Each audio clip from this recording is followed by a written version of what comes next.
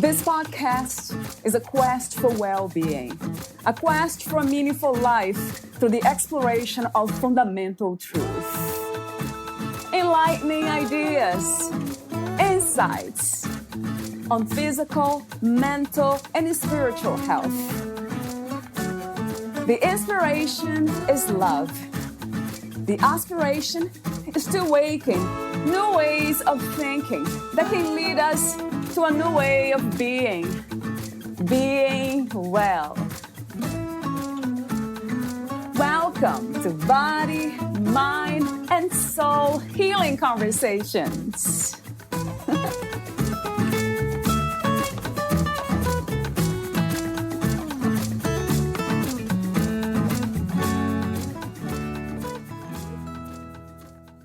Valeria Teles interviews MJ Fiev, the author of Happy Okay, poems about anxiety, depression, hope, and survival, and Badass Black Girl, questions, quotes, and affirmations for teens.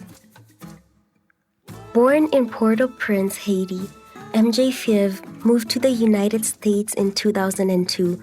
She currently writes from Miami. MJ's publishing career began as a teenager in Haiti. At 19 years old, she signed her first book contract with Hachette-Deschamps in Haiti for the publication of a young adult book titled La Statuette Maléfique. Since then, MJ has authored 9 books in French that are widely read in Europe and in the French Antilles. In 2013, one more book released, MJ's first children's book, I Am Writing, written in 3 languages, English, French, and Haitian Creole. In 2015, Windward Press published MJ's memoir, A Sky the Color of Chaos, about her childhood in Haiti during the brutal regime of Jean-Bertrand Aristide. MJ Fiev helps others write their way through trauma, build community, and create social change.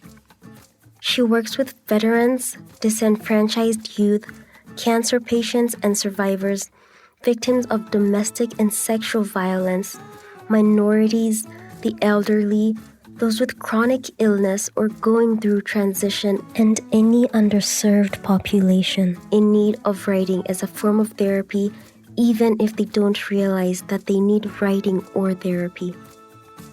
A longtime educator and frequent keynote speaker, Tufts University, Massachusetts, Howard University, Washington, D.C., the University of Miami, Florida, and Michael College, Vermont, and a panelist at the Association of Writers and Writing Programs Conference, AWP.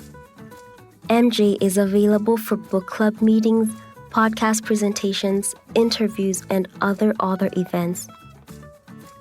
Meet MJ Fiev at mangopublishinggroup.com. Here is the interview with MJ Fiev.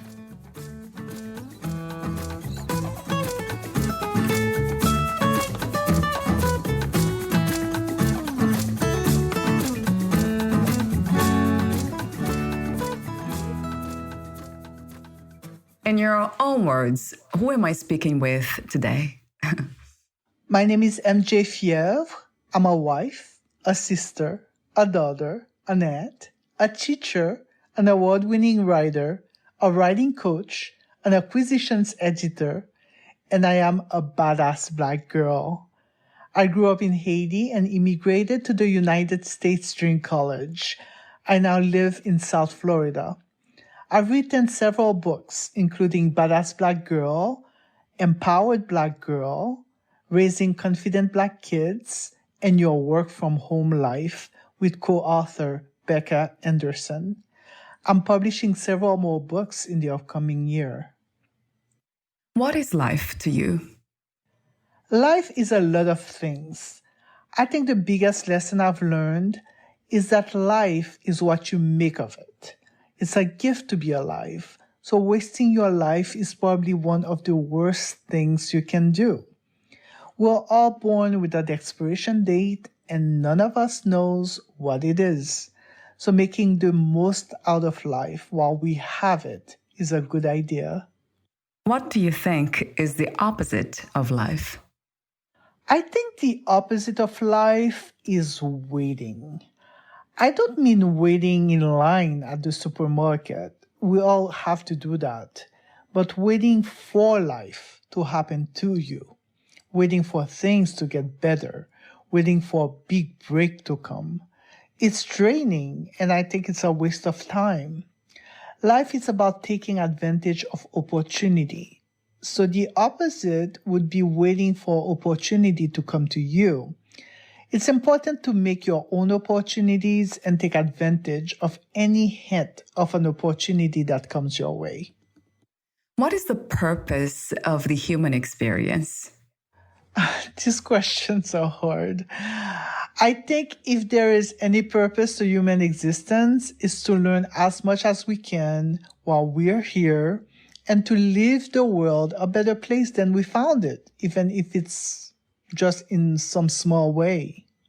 At this time, what is the purpose of your life? Right now, I'm all about empowering the next generation to be bold, to be brave, and to make the world a better place. I'm trying to help people believe in their own ability to make a positive difference in the world, even if it's just a minor difference. What are some of the greatest misconceptions about happiness, in your opinion? I think the idea that you land in a place called happiness, that's a permanent state of being, is a big misconception. One can be happy overall, but it's probably not something you can sustain forever. You also need to experience all the other emotions to appreciate happiness.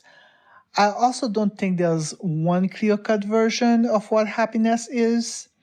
Happiness means different things to different people, so you have to create your own definition of happiness for yourself. What do you love most about being in a human body? It's a miracle, isn't it? These bodies of ours.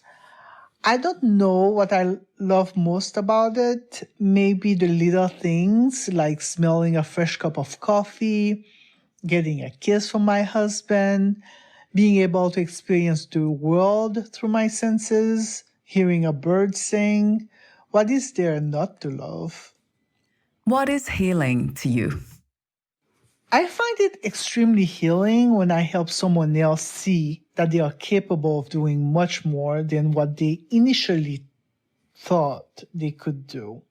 Because it reinforces in me that I'm also capable of doing much more than I sometimes give myself credit for. On another level, when I can teach someone that they're beautiful just as they are, without any filters, without any tricks, it reinforces my own inner beauty. And for me, that's healing. What is the meaning of freedom to you? What is to be free? Freedom for me is about making choices and having the freedom to choose for yourself. The opposite of freedom is not being allowed to make decisions for yourself. Childhood is rough for many kids because many of them aren't allowed to make choices about their day-to-day lives.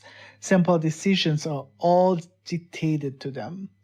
I like knowing that when I wake up, I have control over how my day is going to proceed, and I also have the freedom to decide if it's going to be a good day or a bad day. At this time, what is the world's greatest need? And also, do you have a vision for a new reality?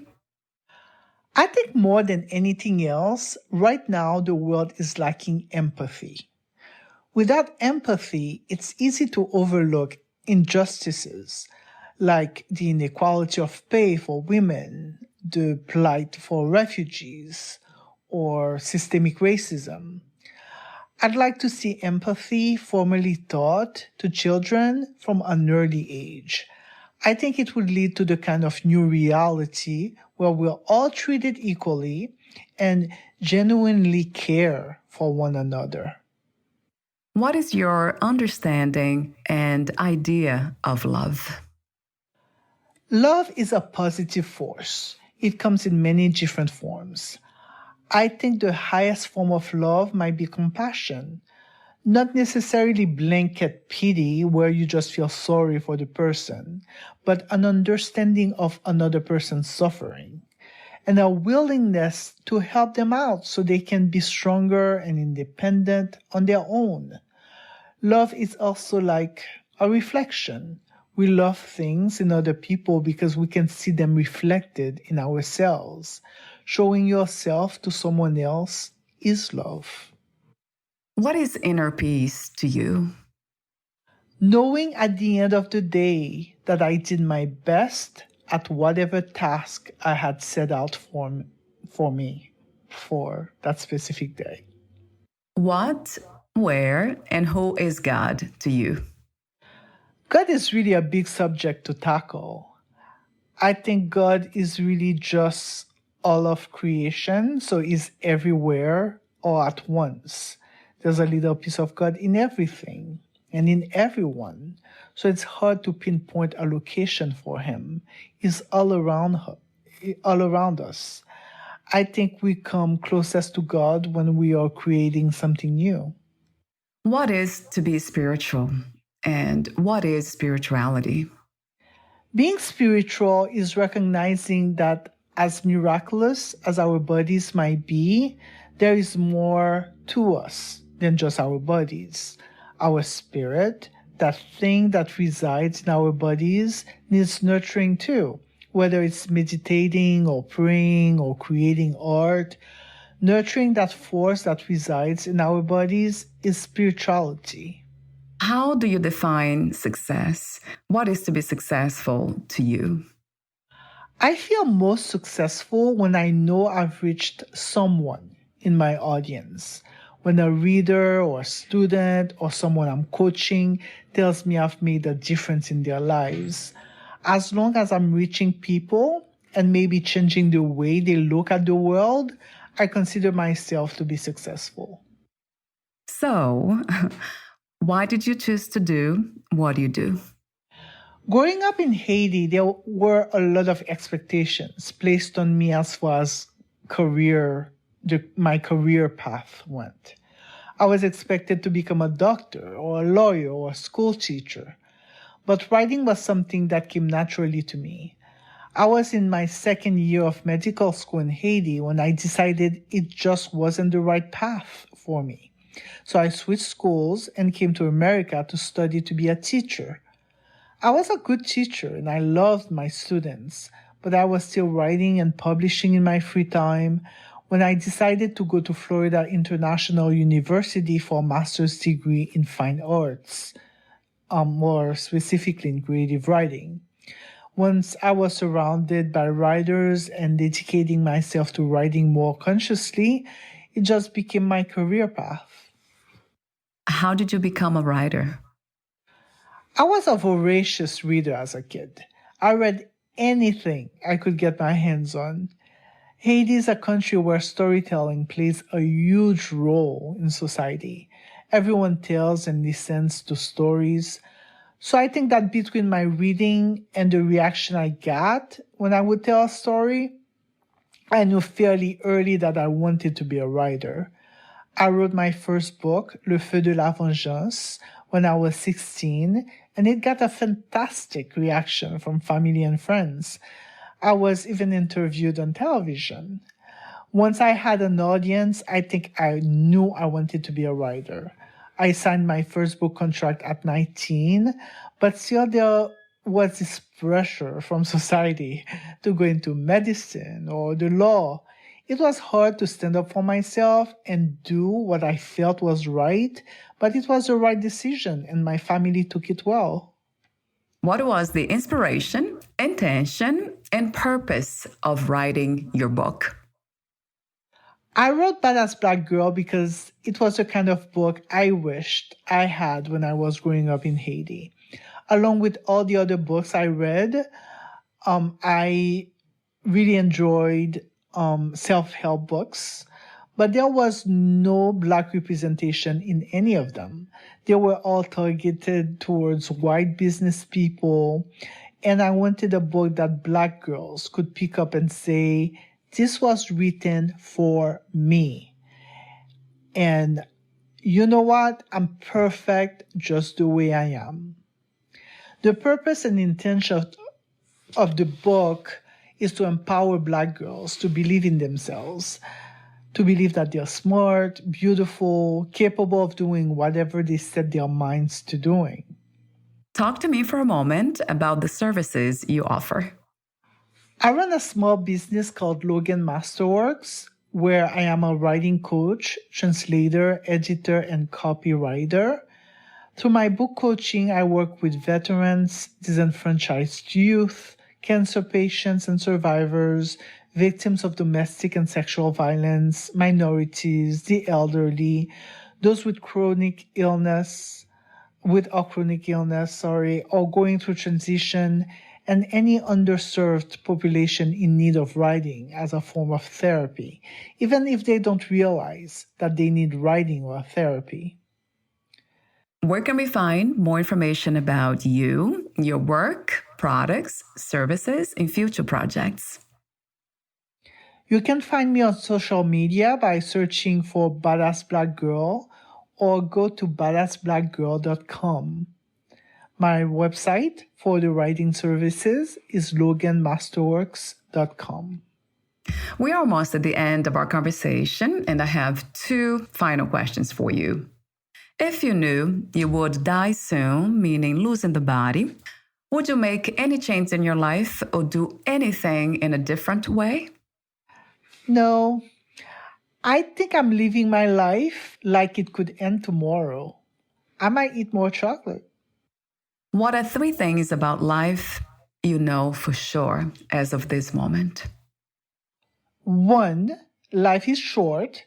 Even if we live to be 100, in the scope of the universe, it's only a short time. 2, life is what we make of it, not what happens to us.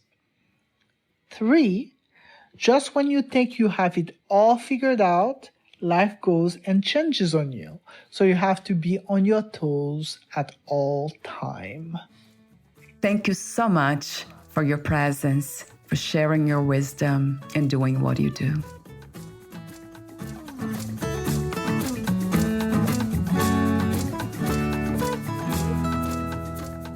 Thank you for listening. To learn more about MJ Fiev and her work, please visit mangopublishinggroup.com. You can also contact MJ at 954-391-3398 or mj@mangopublishinggroup.com.